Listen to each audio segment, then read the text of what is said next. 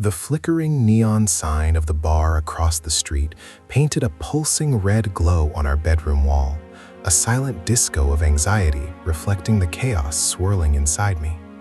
It was past midnight, and Sarah still wasn't home. Again. This wasn't a new phenomenon, not anymore. It had become a slow, insidious seep into the foundations of our 11-year marriage, a drip, drip, drip of absences and vague excuses that had started subtly and escalated into a deafening silence. Tonight, though, felt different. There was a chill in the air, a premonition that wasn't just about another late night, but about the very fabric of our shared reality beginning to fray at the edges. I remember the early days, the kind of love story people wrote songs about. Sarah, with her infectious laugh and eyes that sparkled when she talked about her dreams of opening her own boutique. Me, a budding architect, sketching out our future on napkins in coffee shops. We built a life, brick by emotional brick, in our cozy craftsman home in the suburbs of Portland. Weekends were spent hiking the Columbia River Gorge, evenings curled up on the sofa with takeout and a movie, discussing everything and nothing. Our lives were intertwined, a perfectly braided rope. Or so I thought. The first crack appeared almost 2 years ago. A new job, she said, a fantastic opportunity in marketing for a startup downtown, more demanding hours, more travel. I was supportive, genuinely proud. Sarah had always been ambitious, and I admired that drive. She'd come home buzzing with stories, albeit sometimes a little too vague for my liking. Just a lot of strategizing, team meetings, startup stuff. I nodded, smiled, accepted. Love, after all, was built on trust. Or was it willful blindness? The late nights became frequent, then the overnight trips. Initially, it was once a month, then twice, then sometimes multiple times a week. Client conferences, pitch presentations, team-building retreats. The excuses piled up, a flimsy dam against the rising tide of my unease. I'd try to call just to say goodnight and often get her voicemail. When she did answer, her voice would be strained, background noise always indistinct, an echo of a world I wasn't privy to. She'd apologize profusely, blame poor reception, demanding clients, the usual corporate grind, and I, like a fool, kept buying it. My friends, Mark and Emily, started to notice. "Sarah's never around anymore, man," Mark would comment, usually over a beer while watching the Blazers game. Emily, always more perceptive, would just give me a knowing look, a slight tilt of her head that spoke volumes without uttering a single word. I'd brush them off, defensively, rattling off Sarah's impressive career trajectory, the demands of her high-powered job. I was defending her, yes, but I was also defending the illusion I was desperately clinging to. The intimacy in our marriage began to wane too, not just physical, though that became a rare and rushed affair, often initiated by me and met with a tired sigh from her. It was the emotional intimacy that truly withered. The easy conversations over dinner became forced, punctuated by long silences. Her eyes, once so open and inviting, now held a guarded quality, a distant flicker that kept me at arm's length. When I tried to talk about it, to express my growing loneliness, she'd shut down. "You're being dramatic, Ben. I'm just busy. This job is a lot." The blame would subtly shift to me, making me feel selfish for wanting her presence, her affection. I started doing things I never thought I'd do, checking her phone while she was in the shower, always locked, of course, glancing at her emails over her shoulder. Nothing incriminating, just work jargon. Looking through her wallet, hoping to find a receipt, a clue, anything.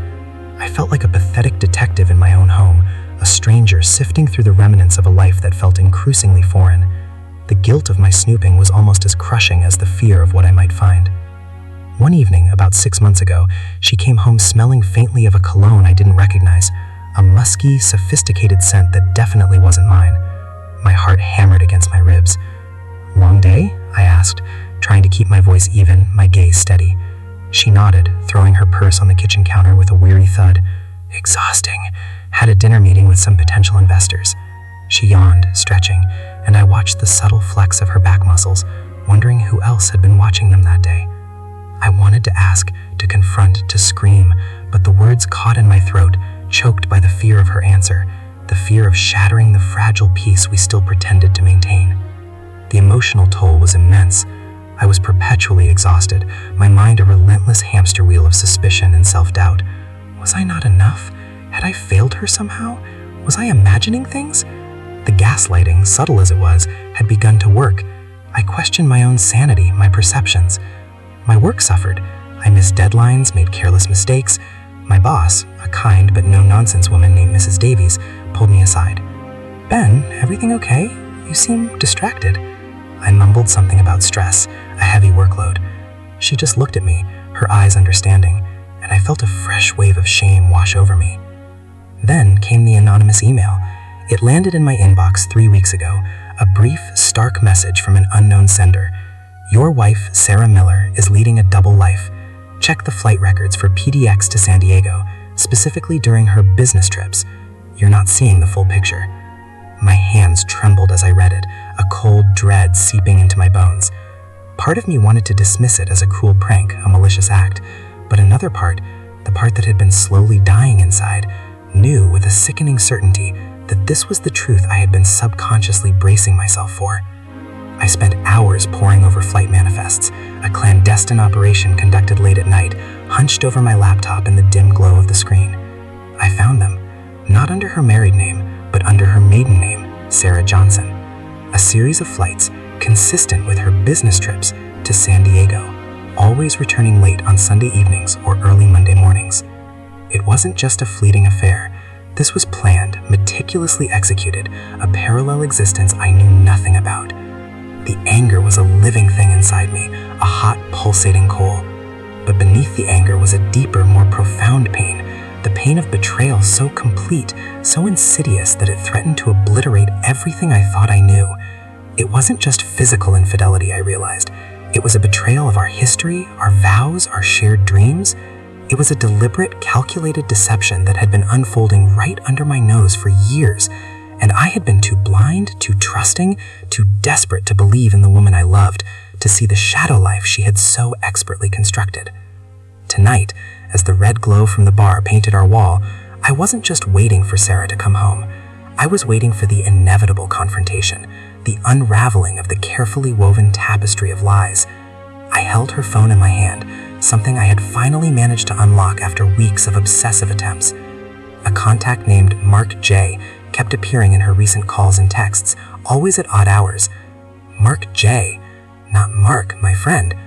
A different Mark. And the messages, innocent sounding on the surface, "Looking forward to seeing you. Missed you today. Can't wait for the weekend."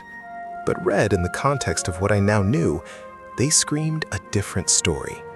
My thumb hovered over a text message she'd received just an hour ago. "Safe travels back, babe. Counting down until next time." The message was from Mark J. My world, already fractured, splintered into a million irreparable pieces. This wasn't a one-time mistake, a moment of weakness.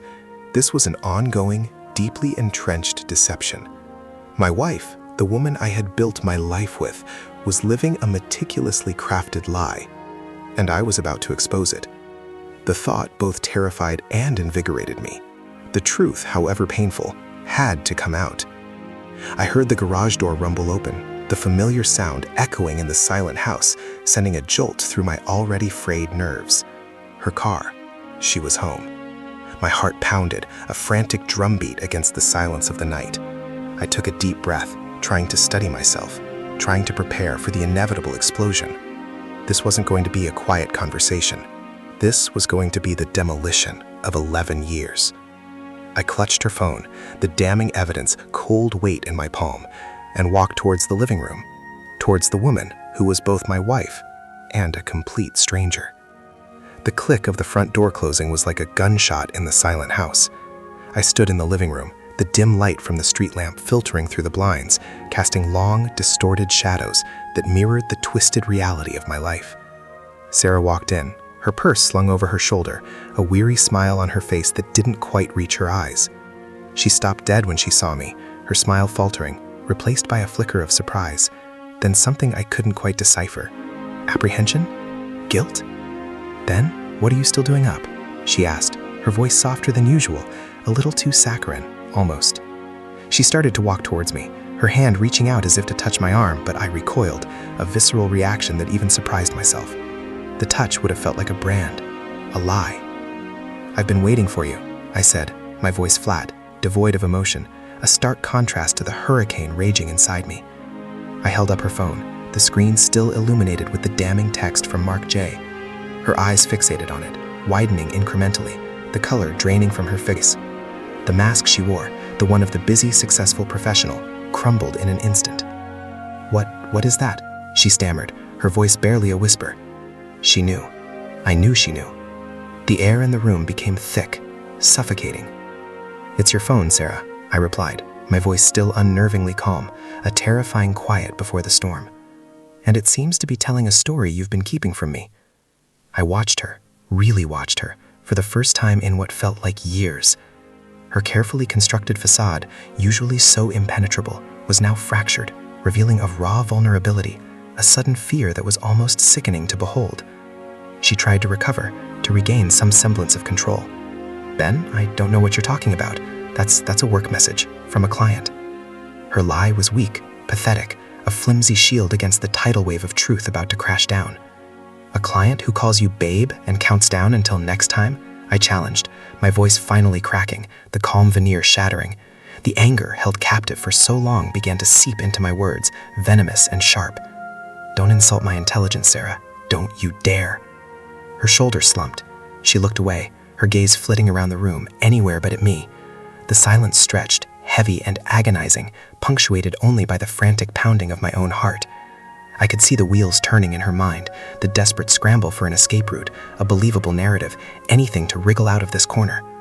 "Who is he, Sarah?" I pushed, my voice rising, gaining an edge. "Who is Mark J? And don't tell me he's a client. I saw the flight records. I saw the flights to San Diego, under your maiden name. This isn't just a client, is it? This isn't just a business trip. This is a whole other life, isn't it?" Her head snapped back towards me, her eyes flashing with a mixture of shock and fury. "You checked my phone? You went through my records? How could you, Ben? How could you invade my privacy like that?" The audacity of her words, the attempt to turn the tables, to make me the villain, was a fresh wound, a cruel twist of the knife. "Invade your privacy?" I practically roared, the carefully constructed calm completely gone now, replaced by a volcanic eruption of pain and rage. "You've been invading our privacy, our marriage, our life for God knows how long. You think I haven't noticed? You think I'm stupid?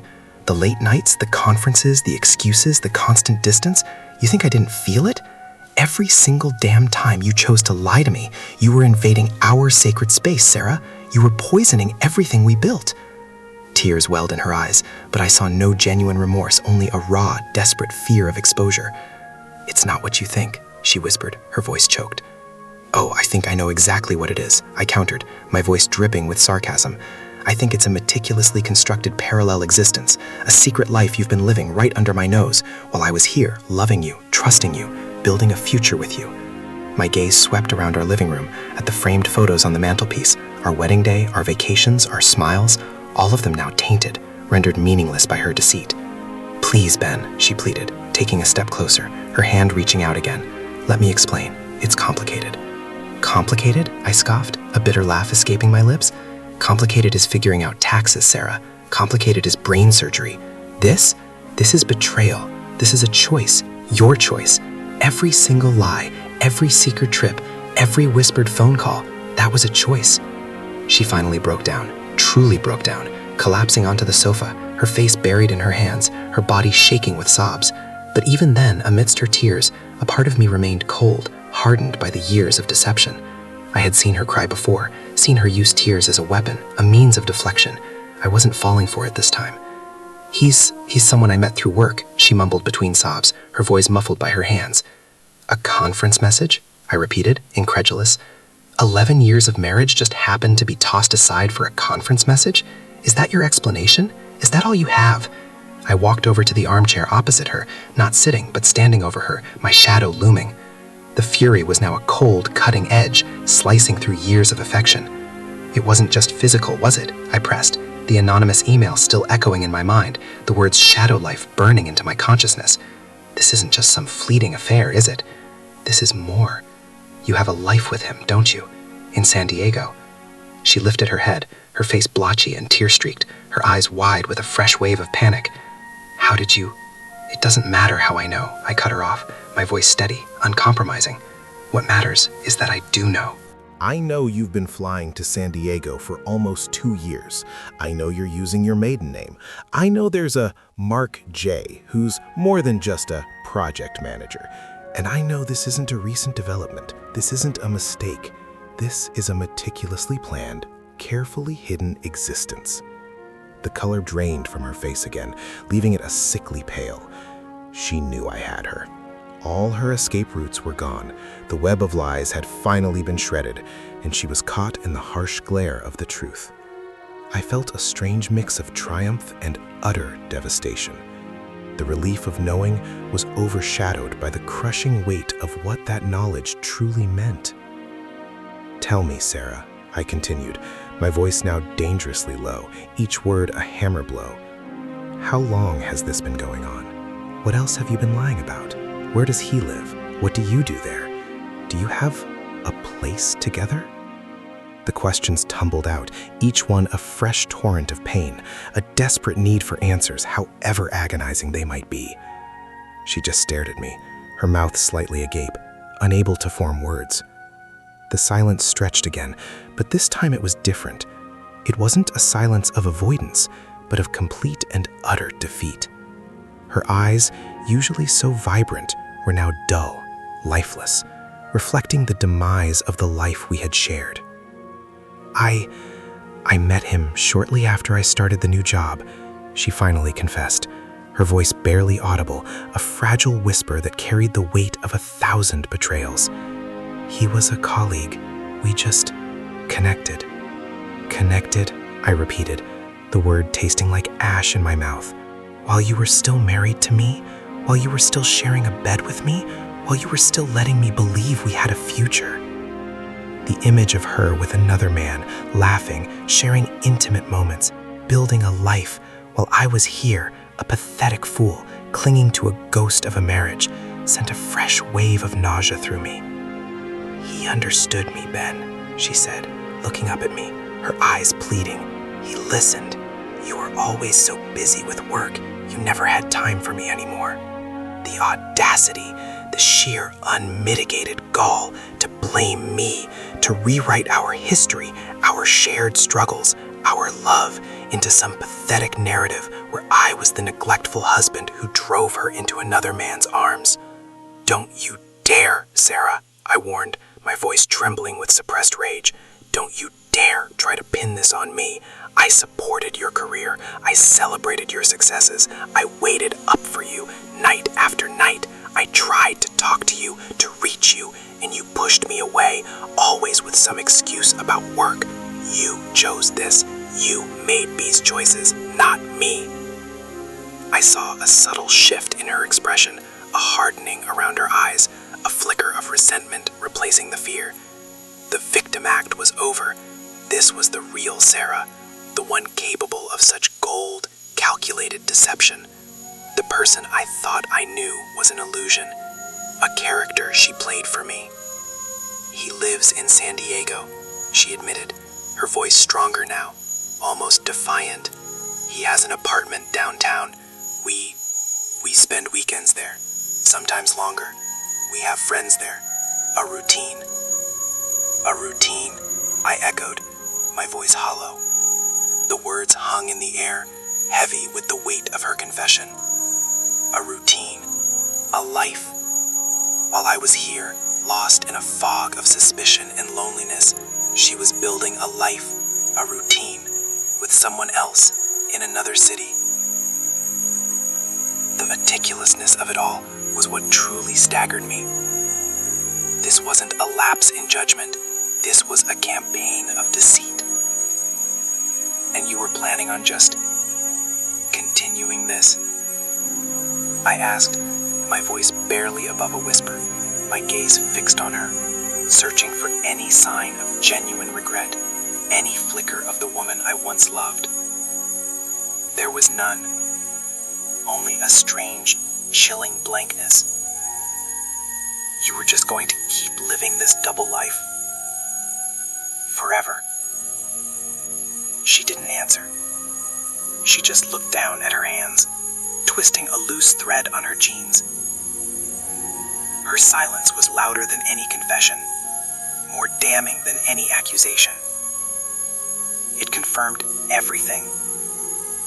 The years of evasions, the emotional distance, the late nights, the flights. It all coalesced into a horrifying picture of a woman who had systematically dismantled our marriage, brick by painful brick, to construct her own shadow life. I felt a coldness spread through me, a chilling emptiness that was far more terrifying than the rage. The woman I loved, the woman I had married, was gone. She had been replaced by a stranger, a master of deception. The dreams we had shared, the future we had envisioned, were not just broken. They were annihilated, and I was left standing in the wreckage, alone, with nothing but the bitter taste of betrayal and the chilling reality of her shadow life. I walked to the window, staring out at the red glow of the bar sign, feeling utterly numb. The anger had receded, replaced by a profound, desolate emptiness. It was as if a crucial part of my own identity, inextricably linked to her, had been ripped away, leaving a gaping wound. Sarah remained on the sofa, her shoulders still shaking with silent sobs. But they no longer moved me. They felt like an act, a performance for an audience of one. "Get out, Sarah," I finally said, my voice barely a whisper. Yet it cut through the thick silence of the room with a surprising sharpness. I didn't turn around. I couldn't bear to look at her, at the stranger she had become. She stopped sobbing, and I felt her gaze on my back, a prickling sensation that made my skin crawl. "Ben, please, don't do this. We can fix this. We can talk." Her voice was laced with a desperate plea, a last-ditch effort to salvage the wreckage. I finally turned, my eyes meeting hers, and for the first time, she truly saw the devastation in them, the sheer, unadulterated pain that had hollowed me out. "There's nothing to fix," I stated, my voice devoid of emotion. A flat, dead line. "You didn't have a fleeting affair, Sarah. You built an entire other life. A routine, as you called it, for 2 years. Do you have any idea what that means? What that does to someone? What it does to everything we were?" She tried to speak, but no words came out. Only a choked sound. "I was here," I continued, my voice gaining a desolate strength. "I was here, waiting for you, missing you, wondering what was wrong with me, why you were pulling away. I was questioning my own sanity, Sarah, while you were living a rom-com in San Diego. The image of her happy, carefree, with another man, while I withered in suspicion and loneliness. was a fresh wave of nausea through me. "I've loved you, Sarah," I said, the words heavy with a past that was now irrevocably shattered. "Every single day. For 11 years. I loved you. I trusted you with everything. My heart. My future. My sanity. And you systematically dismantled it all. Piece by piece. With every lie. Every secret flight. Every whispered text to Mark J." I gestured around the living room, at the very walls that had once contained our dreams. They felt hollow now, echoing with the ghosts of a love that was martyred by deceit. I walked to the kitchen, my movements stiff, deliberate. I opened the junk drawer and pulled out a small, worn, leather-bound journal. It was mine, a place where I occasionally jotted down thoughts, ideas, sketches.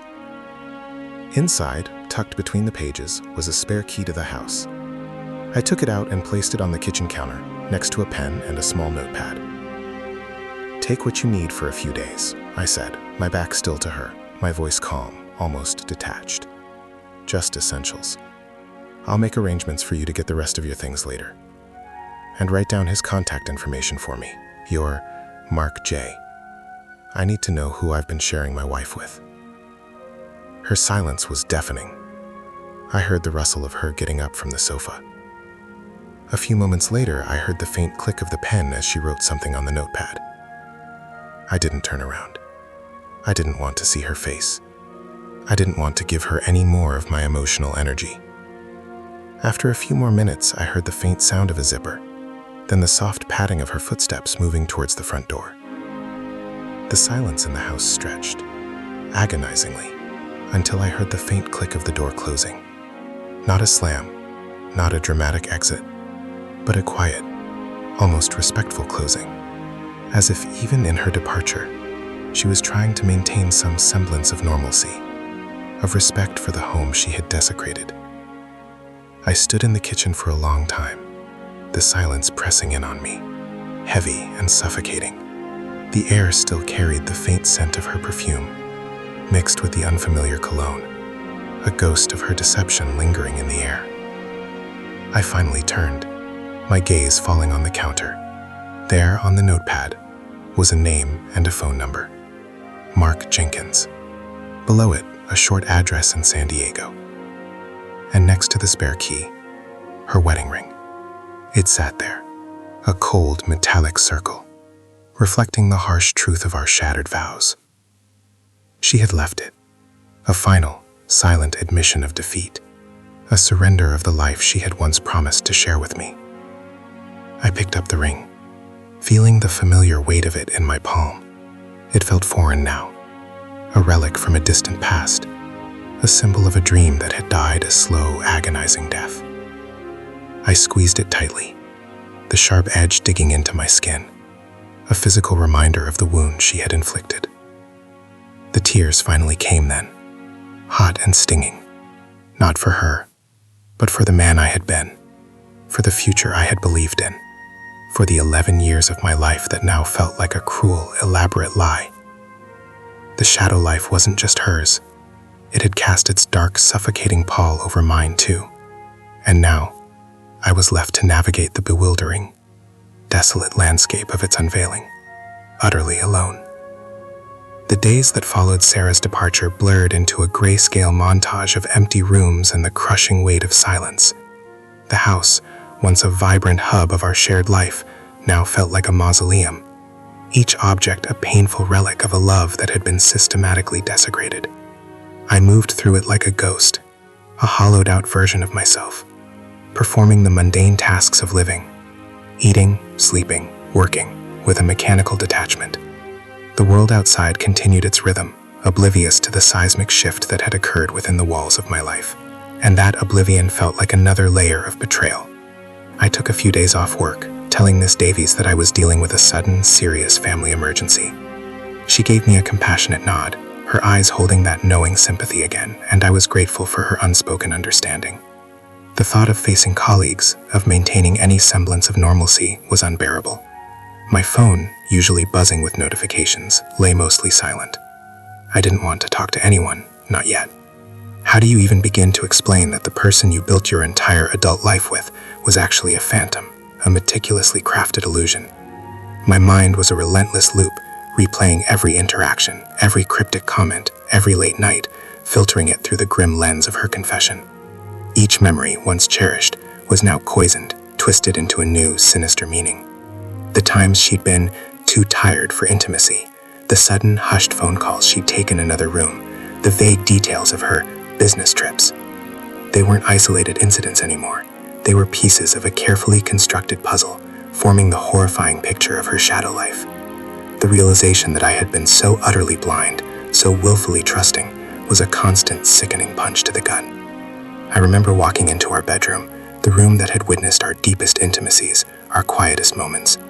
Her side of the bed was stripped bare, the sheets and pillowcase gone, leaving the stark white mattress exposed, a chilling symbol of her abrupt erasure.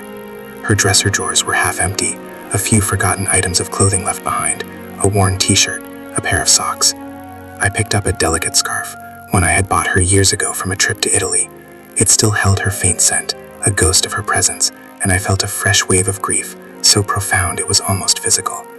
The first few nights were the worst. Sleep was a cruel torment, invaded by vivid dreams of her, not the Sarah who had confessed, but the Sarah of our early years, laughing, her hand in mine, promising forever. I'd wake up in a cold sweat, the stark reality crashing down on me all again, the loneliness in the king-sized bed an oppressive weight. I started sleeping on the sofa, finding some strange, cold comfort in the less familiar surroundings, away from the painful memories embedded in our bedroom. I hadn't contacted Sarah, and she hadn't contacted me. The silence was deafening, a stark confirmation of the chasm that had opened between us.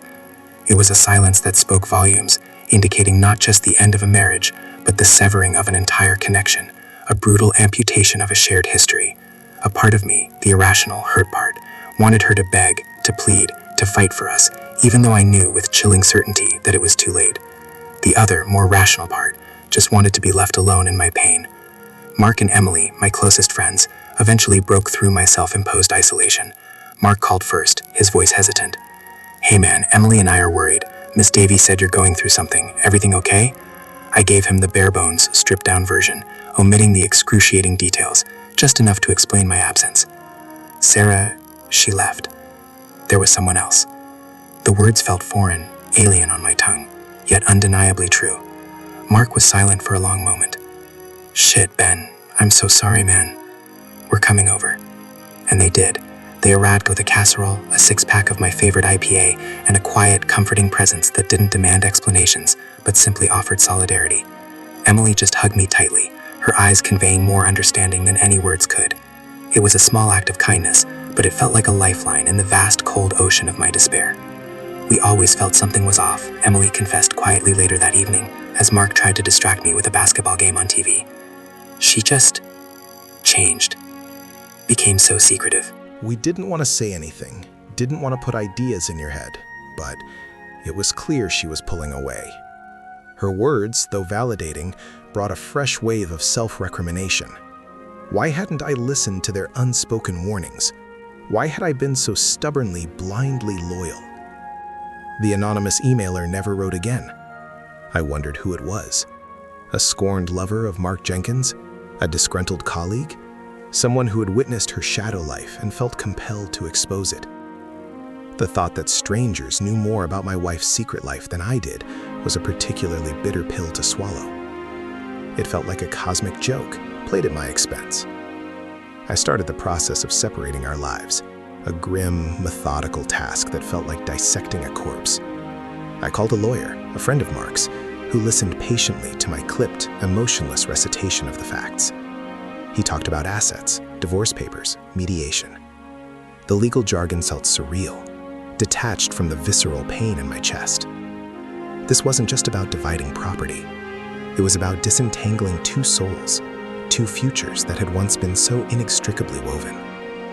One afternoon, almost a week after she left, I finally gathered the courage to pack up the rest of her belongings.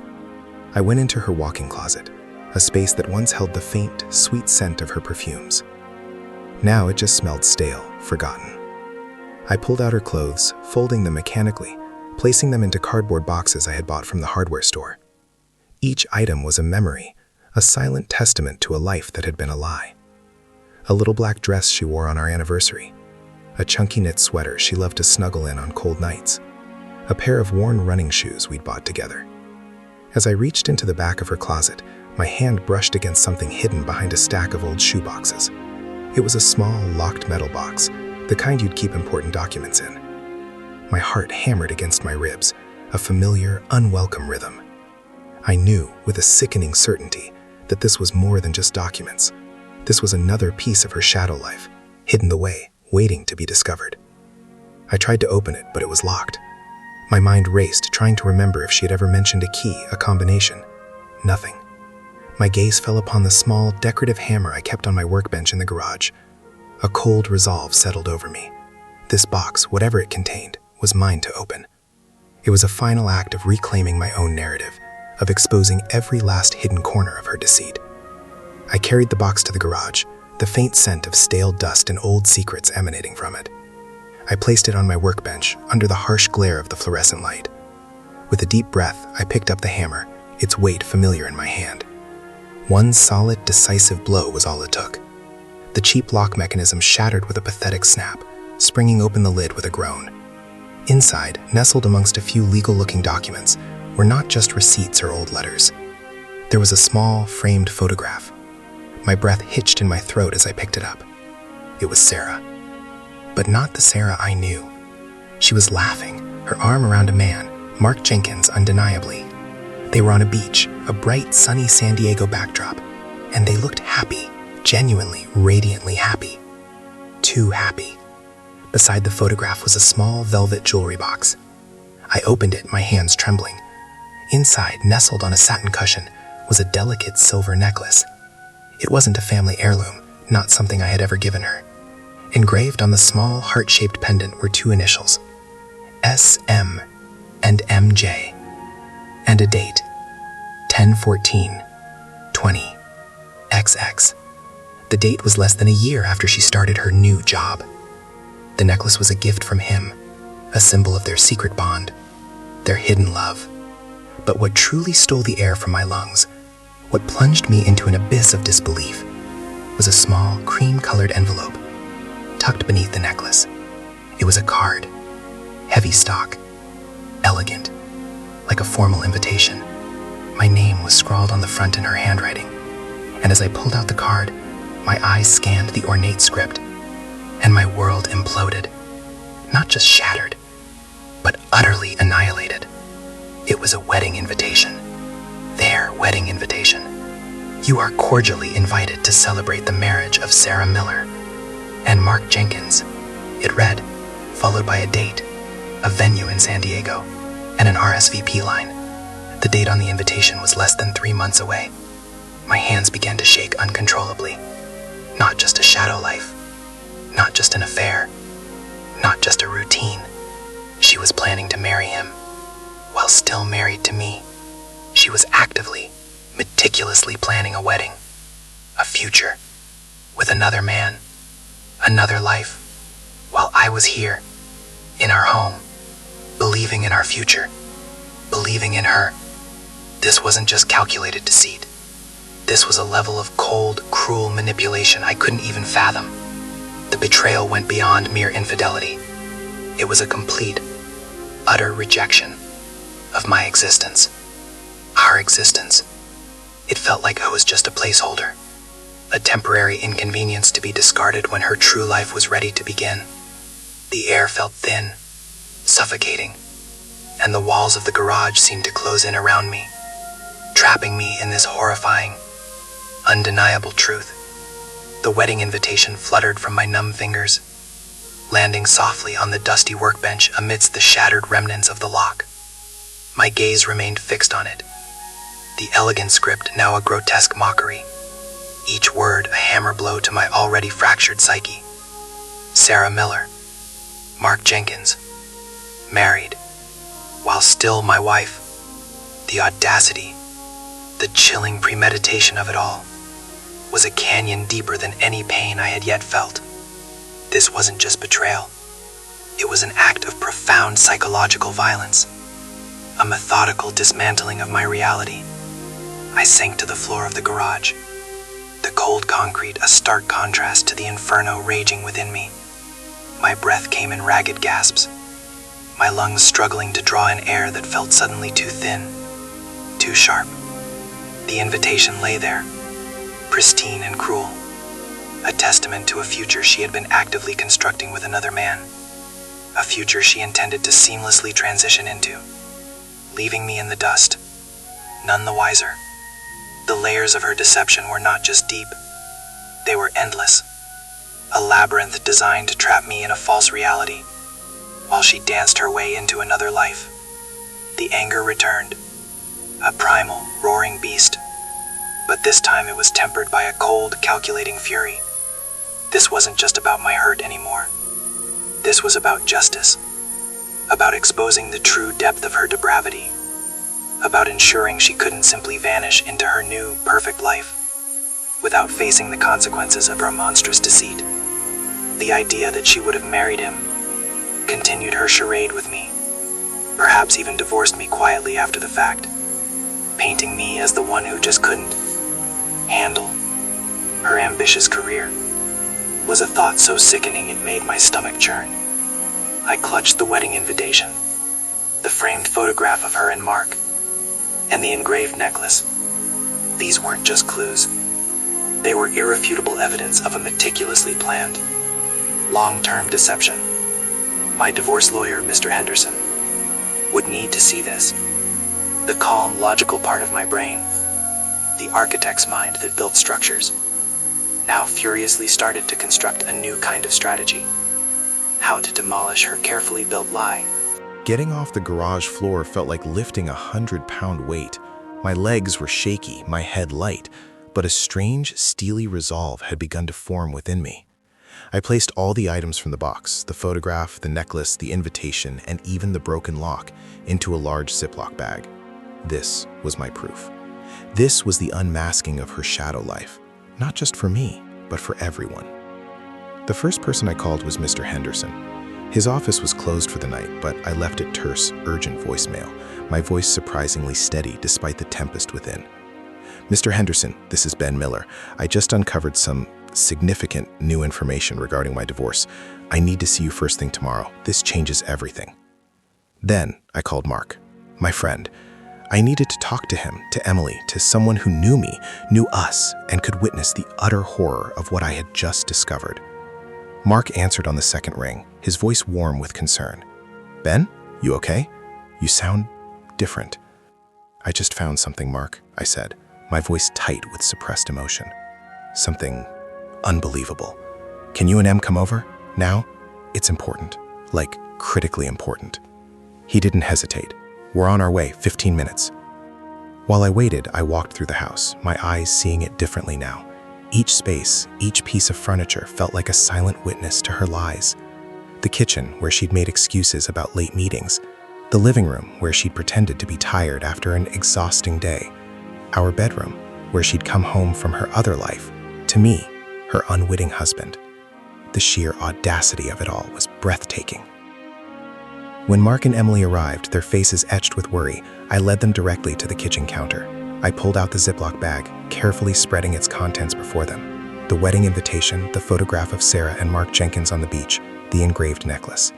They both stared, speechless, their faces slowly morphing from concern to utter shock, then to outrage. Emily gasped, her hand flying to her mouth. Mark let out a low, guttural growl, his fists clenching at his sides. No way, Mark finally choked out, picking up the invitation, his eyes scanning the details. She was going to marry him? Wow, while still married to you. Ben, this is insane. Emily picked up the photograph, her eyes wide with disbelief. Ben, she looks so happy with him this whole time. Her voice trailed off, a silent acknowledgement of the depth of the betrayal. I explained everything: the anonymous email, the flight records, the locked box, the broken lock, and finally, the contents within. I watched their faces, seeing my own horror reflected in their eyes. Their shock was a strange comfort. It confirmed that I wasn't crazy, that this wasn't some twisted figment of my imagination. "This isn't just an affair, Ben," Emily said, her voice trembling with anger. "This is sociopathic. To plan a whole wedding, a whole life, while still living with you. My God." She would have left me eventually, I guess, I mused, the words hollow, a realization dawning on me. After she married him, after her new life was perfectly set up, I was just a placeholder, an obstacle to be removed when the time was right. The thought was dehumanizing, reducing me to a mere inconvenience in her grand scheme. Mark slammed his fist on the counter, the sound echoing in the silent kitchen. "We need to expose her, Ben. We can't let her get away with this. She can't just walk away and live her perfect little life with this Jenkins guy after what she did to you, to all of us, frankly. She lied to everyone." And that was it. That was the turning point. The initial shock and grief began to transmute into a fierce, unwavering resolve. It wasn't about revenge, not entirely. It was about truth, about ensuring that Sarah couldn't rewrite history, couldn't erase my pain and replace it with her carefully constructed narrative of a woman who simply found love elsewhere. "You're right," I said, my voice gaining strength, a new steeliness I hadn't felt in weeks. "She won't get away with it. This isn't going to be a quiet divorce. This isn't going to be a clean break. She needs to face the truth of what she did, not just to me, but to everyone who believed in her." The next morning, armed with the evidence, I met Mr. Henderson. He listened, his usually impassive face gradually transforming into a mask of professional shock. He examined the invitation, the photograph, the necklace, his brow furrowed deeper with each item. "Mr. Miller," he finally said, his voice grave, "this is unprecedented. This isn't just grounds for divorce based on adultery. This is bigamy and a level of fraud and emotional distress that will be undeniable. We can pursue significant damages." He laid out the legal strategy, his words a dizzying array of terms: injunctions, restraining orders, discovery, public records. He talked about informing Mark Jenkins, about potentially pursuing charges for bigamy, about making sure Sarah's professional reputation, which she valued above all else, would take a hit. He spoke of contacting the wedding venue, the officiant, potentially even the guests. The thought of unraveling her carefully planned wedding, of exposing her to her new friends, her new life, brought a grim satisfaction. I left his office feeling a strange mix of dread and vindication. The legal battle would be brutal, public, and painful, but it was necessary. I couldn't let her simply erase me, erase our 11 years, and start fresh with another man, another life, built on such a foundation of lies. The truth, however ugly, had to come out. The hardest part came a few days later, when Mr. Henderson advised me to send a formal letter to Mark Jenkins, informing him of Sarah's marital status and the impending legal actions. I had to deliver the final blow to her shadow life, not just for me, but for him too. He too was a victim of her elaborate web, albeit one who had benefited from her deceit. I drafted the letter myself, though Mr. Henderson vetted it for legal accuracy. It was clinical, factual, devoid of emotion. It stated that Sarah Miller was legally married to me, Ben Miller, and had been for 11 years. It included copies of our marriage certificate and the wedding invitation she had kept. It calmly explained that any attempt to marry her would constitute bigamy, and that I intended to pursue all legal avenues to expose her fraudulent behavior. Sending that letter felt like closing a chapter, not just in my marriage, but in my life.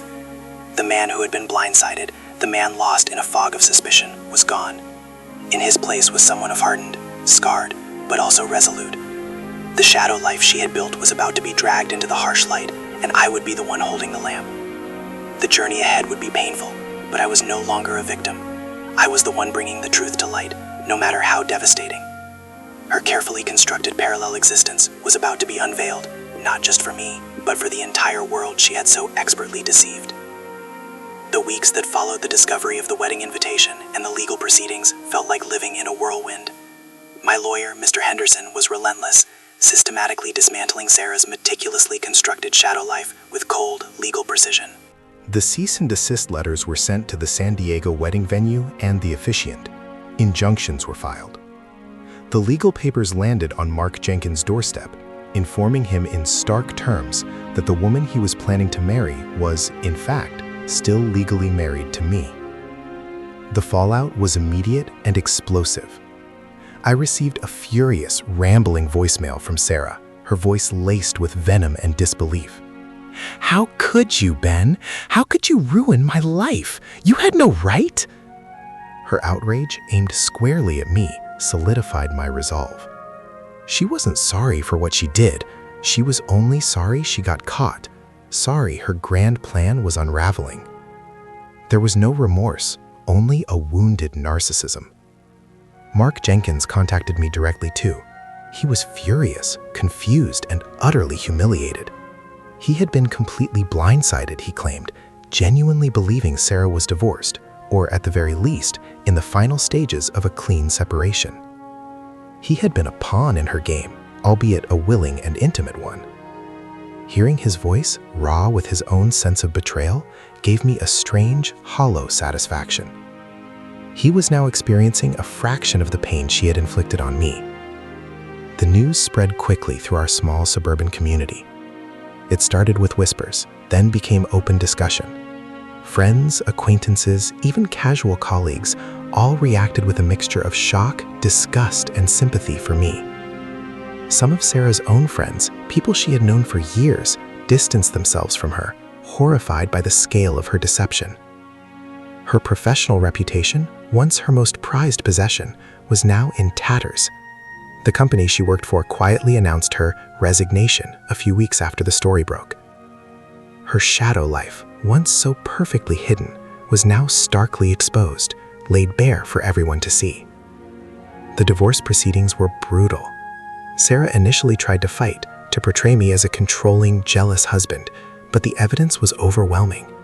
The wedding invitation, the flight records under her maiden name, the testimony from Mark Jenkins, all painted a clear picture of calculated, long-term deceit. Mr. Henderson expertly presented the case, outlining the emotional distress, the financial fraud. Her spending had significantly increased during her business trips, and she had even opened a joint bank account with Jenkins in San Diego, and the sheer, unmitigated cruelty of her actions. In the end, Sarah had no choice but to concede. The judge, visibly appalled by the evidence, granted me a divorce on the grounds of adultery and emotional cruelty, awarding me a significant portion of our marital assets and ordering her to pay substantial legal fees. It wasn't about the money for me, not really. It was about the official acknowledgement, the legal stamp that validated my experience, that declared her actions for what they truly were, a profound, devastating betrayal. The final court date was a blur. Sarah was there, looking pale and drawn, a shadow of the vibrant, confident woman I had married. She avoided my gaze, her eyes fixed on some distant point, as if trying to mentally transport herself to another reality.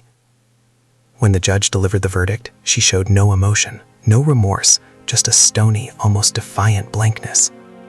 The illusion of my wife, the woman I had once loved, had been completely shattered, replaced by a stranger I barely recognized. After the decree was finalized, I walked out of the courthouse into the bright Portland sun, feeling a profound sense of exhaustion, but also a fragile, nascent sense of liberation. It was over. The legal battle was done. The truth was out. Her shadow life was irrecoverably destroyed, and in its destruction, I had somehow salvaged a piece of my own reality. Life slowly began to rebuild. The house, once a source of pain, gradually started to feel like home again. I began to redecorate, painting over the colors we had chosen together, replacing old furniture with new pieces that reflected only my taste. I spent more time with Mark and Emily, their unwavering friendship a constant source of comfort and strength. I started going on hikes again, rediscovering the beauty of the Columbia River Gorge, finding solace in the vastness of nature. The hurt, the profound sting of betrayal, would likely always be a part of me, a scar on my soul. There were still moments, especially in the quiet of the evenings, when the loneliness would resurface, a cold echo in the now empty spaces of my heart. I questioned myself, my judgment, my ability to truly know another person.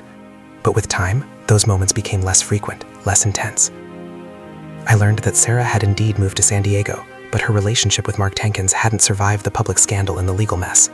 He had felt just as used and manipulated as I had. She eventually found work, but in a much reduced capacity, her name forever tainted by the public record of the divorce. Her meticulously crafted shadow life had been utterly exposed, and she was forced to live with the very consequences she had so desperately tried to avoid. I don't hate her anymore.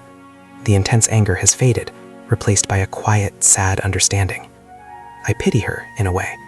To live such a life of constant deception, to construct such an elaborate web of lies, must have been its own kind of prison. She lost everything that truly mattered: her integrity, her reputation, the trust of those who genuinely cared for her. She exchanged genuine love and an honest life for a fleeting, dishonest fantasy, and in the end, lost both. I am still Ben, but I am a different Ben. Wiser, more cautious, but also stronger. The man who existed before, naive and trusting, had been shattered, but a new man had emerged from the wreckage. A man who understood the depths of human deception, but also the resilience of the human spirit. The unveiling of her shadow life had been agonizing, tearing apart my world. But in its ashes, I found a fragile, unexpected hope, the chance to build a new life, an authentic one, free from shadows, illuminated by the hard-won clarity of truth. The story of our marriage ended in betrayal, but the story of my life was just beginning, truly, for the first time.